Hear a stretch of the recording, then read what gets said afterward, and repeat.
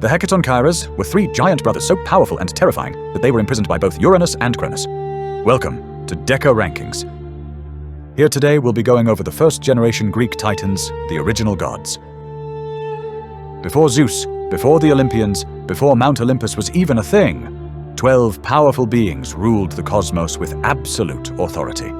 They were the Titans, the first generation of gods born from the primordials Gaia and Uranus.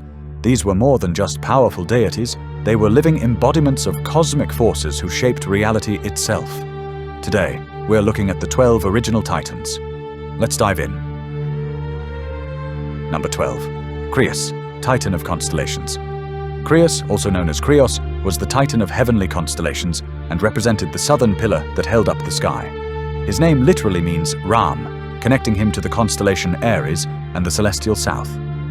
Among the 12 original Titans, Crius appears least frequently in Greek mythology, with few surviving stories about his deeds.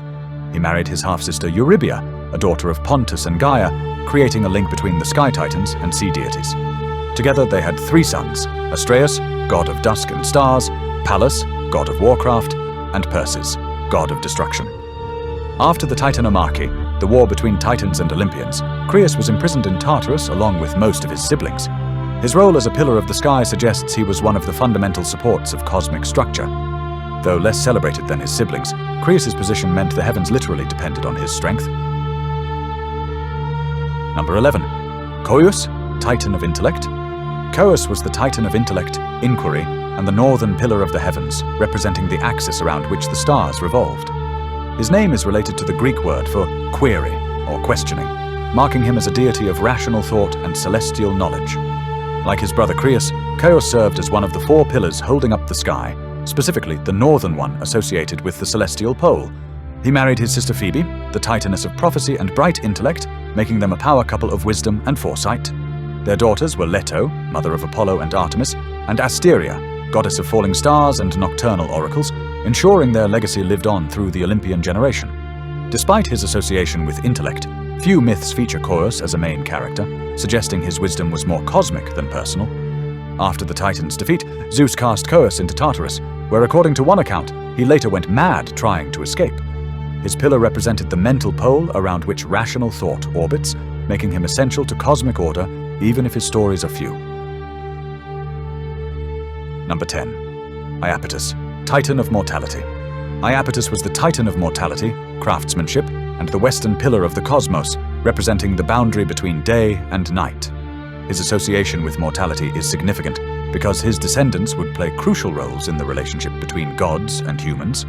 He married Clymene, an Oceanid daughter of Oceanus and Tethys, and together they had 4 famous sons, Atlas, Prometheus, Epimetheus, and Menoetius.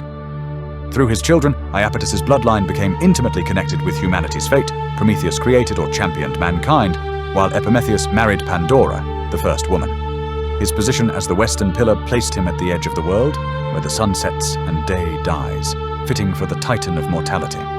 During the Titanomachy, Iapetus sided with Cronus against Zeus and was ultimately cast into Tartarus.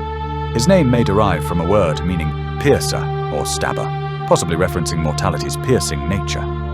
While less powerful than his siblings like Cronus or Oceanus, Iapetus's legacy through his sons would shape human civilization forever. Number 9. Rhea, Titaness of sight and brilliance. Rhea was the Titaness of sight, shining light, and the bright blue of the sky, representing the concept of radiance, and that which makes precious things sparkle. Her name means divine, or goddess, and she personified the ether, upper atmosphere, that made distant things visible and precious metals gleam. She married her brother Hyperion, the Titan of light, creating a union that would birth the most visible celestial bodies in the sky. Together they produced 3 luminous children, Helios, the sun, Selene, the moon, and Eos, the dawn, literally lighting up the cosmos. Rhea was associated with the shimmering quality of gold, silver, and gems, making her a patron of valuable things and perhaps even wealth. Ancient Greeks believed she endowed gold and silver with their brilliance, making precious metals sacred to her. Her role was crucial because without sight and light, nothing could be perceived or valued. After the Titanomachy, as the wife of a pillar titan, she likely shared in the punishment, though sources are less clear about her fate than her brothers. Number 8. Phoebe, Titaness of Prophecy. Phoebe was the Titaness of Prophecy, bright intellect, and the oracle at Delphi, representing divine wisdom and prophetic power. Her name means bright or pure, connecting her to intellectual clarity and the illumination that prophecy brings to the future. She married her brother Cronus, creating a union of prophecy and intellect that produced two powerful daughters, Leto and Asteria. Through Leto, Phoebe became the grandmother of Apollo and Artemis, and it was she who originally possessed the oracle at Delphi before passing it to Apollo. This connection made her crucial to the prophetic tradition that would guide Greek civilization for centuries. Phoebe represented the bright, clear knowledge that comes from divine foresight, unlike the dark mysteries of fate. Her legacy lived on powerfully through Apollo, who took both her prophetic shrine and was sometimes called Phoebus Apollo in her honor. Unlike many Titans who opposed the Olympians, Phoebe's connection through her grandchildren gave her lineage continued power in the new divine order.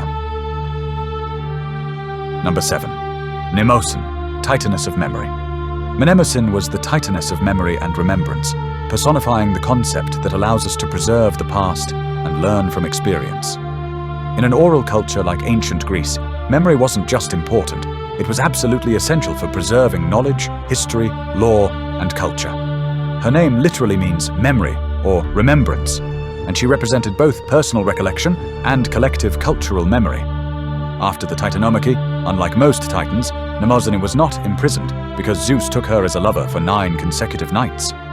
From this union, she gave birth to the 9 Muses, the goddesses who inspired all art, literature, science, and intellectual achievement.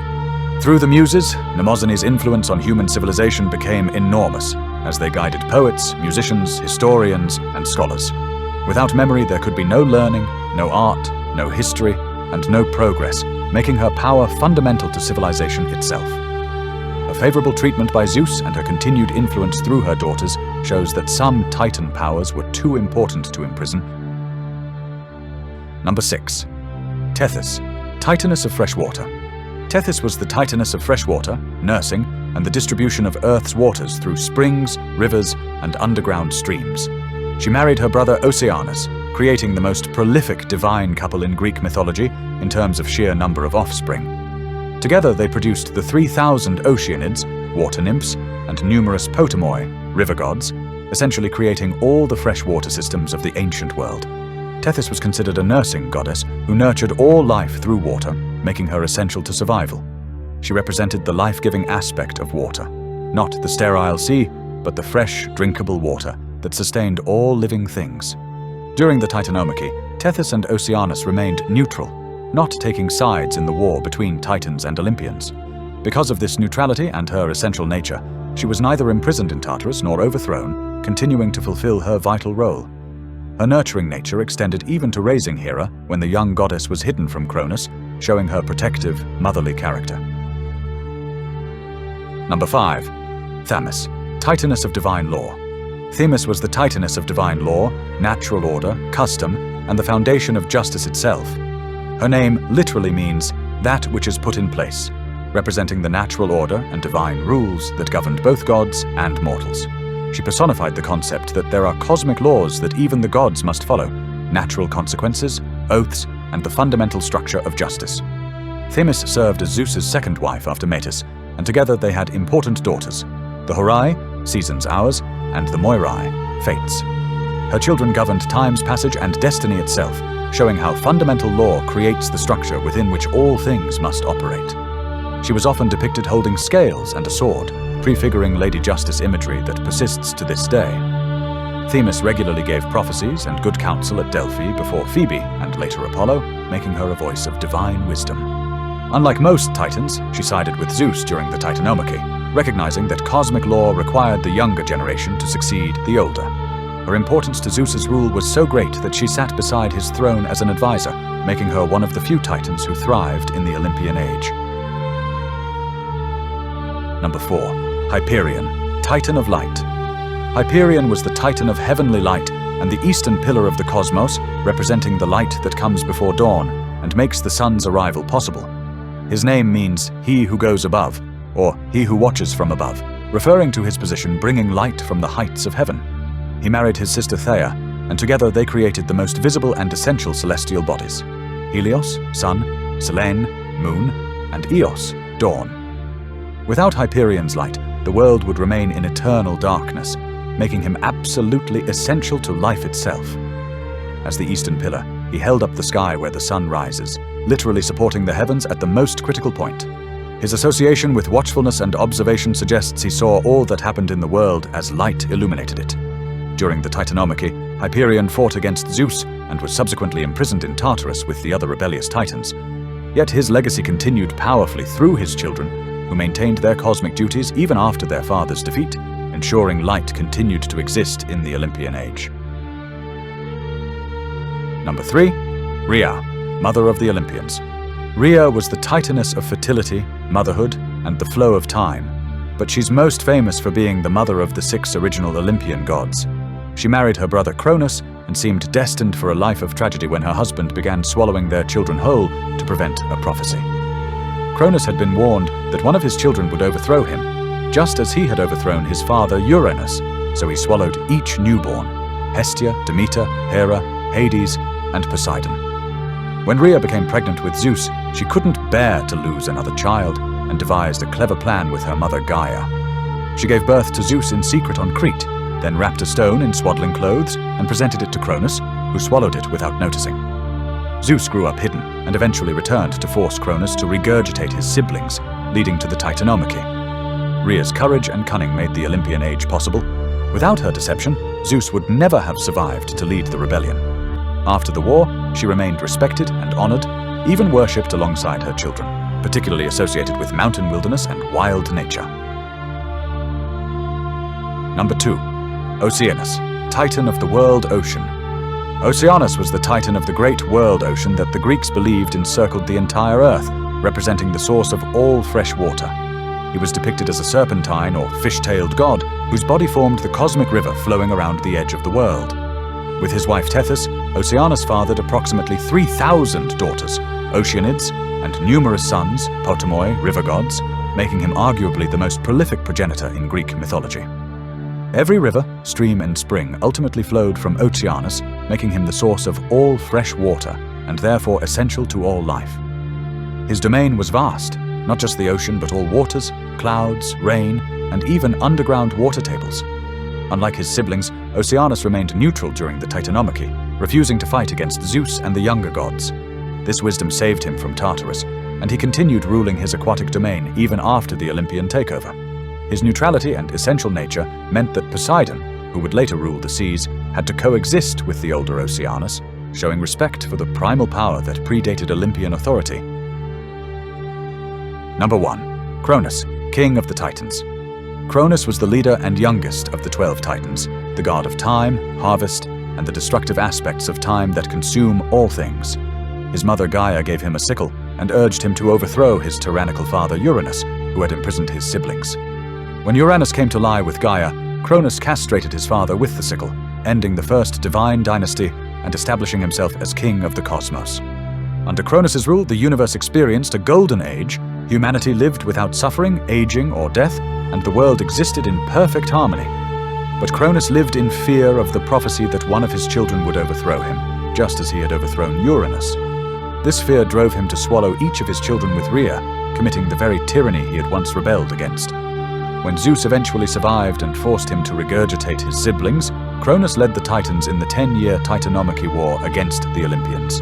His defeat was absolute. Zeus cast him into Tartarus, though some traditions claim he was later released to rule the Isles of the Blessed.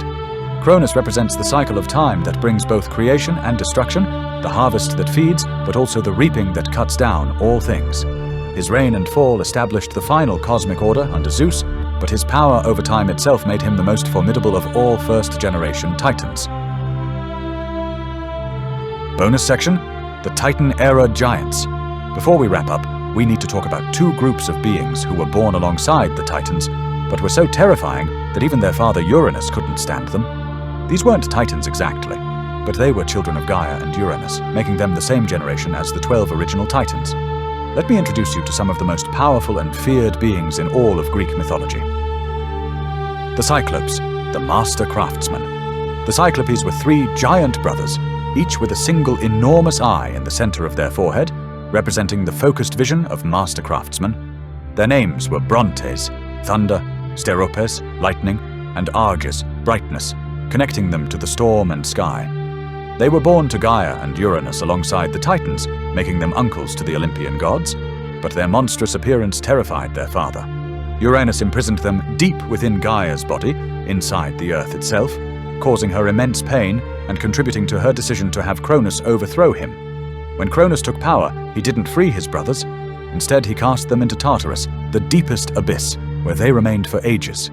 During the Titanomachy, Zeus made a crucial strategic decision. He freed the Cyclopes from their prison, and in gratitude, they forged the most powerful weapons in Greek mythology. They created Zeus's thunderbolts, Poseidon's trident, and Hades' helmet of invisibility, the three weapons that ultimately won the war against the Titans. The Cyclopes represented the incredible power of craftsmanship and technology. Their creations literally changed the balance of cosmic power. Later, Apollo would kill them in revenge after Zeus used a Cyclops-forged thunderbolt to kill Apollo's son Asclepius, showing that even these master craftsmen weren't immortal. Their legacy lived on through their incredible creations, which remained the signature weapons of the three most powerful Olympian gods. The Hecatonchires, the hundred-handed ones. The Hecatonchires, also called the Hundred-Handers, were three giant brothers so powerful and terrifying that they were imprisoned by both Uranus and Cronus. Their names were Cottus, Briareus, also called Aegion, and Gyges, and each possessed 50 heads and 100 arms of immense strength. Born to Gaia and Uranus alongside the Titans and Cyclopes, they represented overwhelming, unstoppable physical force. Imagine trying to fight something with 100 hands throwing attacks simultaneously. Like their Cyclops brothers, Uranus found them so monstrous and frightening that he imprisoned them within Gaia immediately after birth. Cronus, despite overthrowing Uranus partly because of this cruelty, also feared the Hundred-Handers and kept them locked in Tartarus. Zeus, showing greater wisdom than his father and grandfather, freed them during the Titanomachy, recognizing that their power could turn the tide of war. The Hecatonchires proved to be war machines. In the final battle, they threw 300 boulders at once, 100 per giant, raining destruction on the Titans like a natural disaster. Their intervention was decisive in the Olympians' victory, showing that Zeus succeeded partly because he made allies where his predecessors made prisoners. After the war, Zeus honored the Hecatonchires by making them the eternal guards of Tartarus, ensuring the imprisoned Titans could never escape. Briareus had a special relationship with Zeus and once helped him when other Olympians tried to overthrow him, proving that loyalty earned through respect is stronger than rule through fear. The Hecatonchires represent the ultimate trump card, the overwhelming force that no amount of strategy can defeat, the walking natural disasters that remind us some powers are simply beyond normal comprehension. The 12 Titans ruled the cosmos during its first golden age, but their time was destined to end. Cronus' fear created the very future he tried to prevent, proving that fate cannot be escaped, a theme that echoes throughout Greek mythology. These beings were more than just gods. They were the living embodiments of cosmic forces that still exist today.